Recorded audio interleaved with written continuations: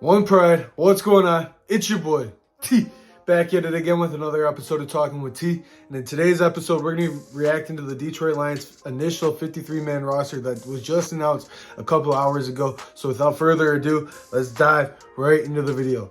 So what really caught my eye at the initial look at the roster is we only kept 2 running backs in Jason Cabinda. So there's no running back 3. We might put someone on IR tomorrow, pick someone up who gets a surprise cut from other NFL teams to get our RB3 in here.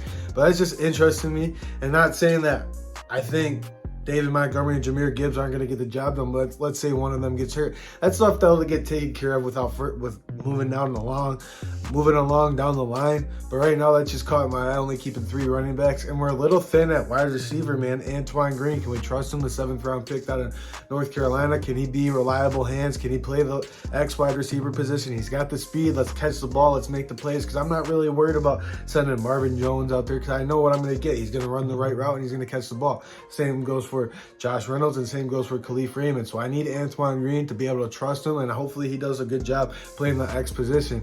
We are a little thin on the offense right now. We only kept 8 offensive line, only got a few wide receivers, only got a few running backs. So I don't know what's really going on with the offensive side of the ball.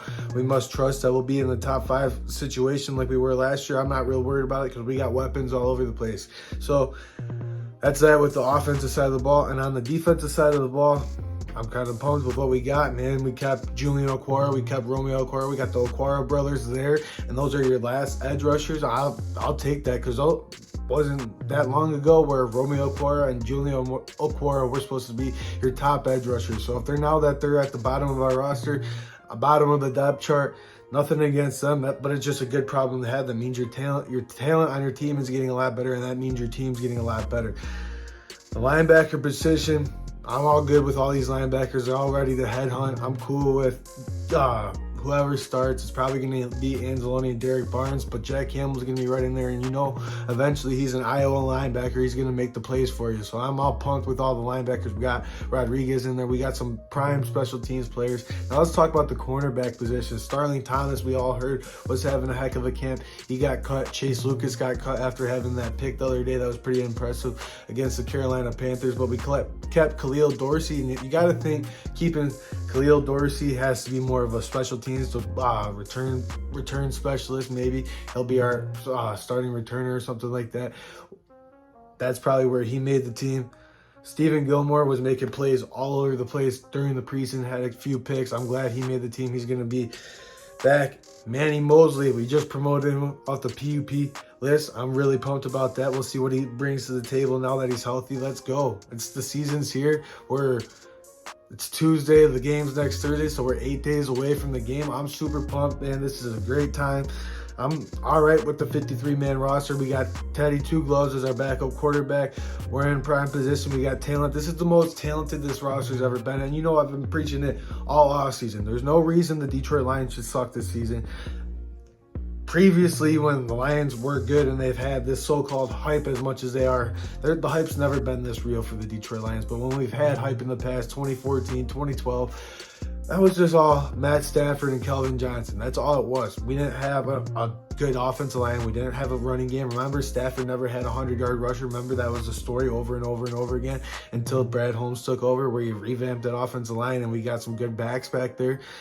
It's a good position to be in, man. Some surprise cuts, it's all right. That's good. That means your talent's getting a lot better. I'm super thrilled with where we're at on defense. I think this is the most depth-wise, this is the most talented this defense has ever been. Linebacker-wise, we got some studs back there. Say what you want about Anzalone, but towards the end of the season last year, he was tearing it up.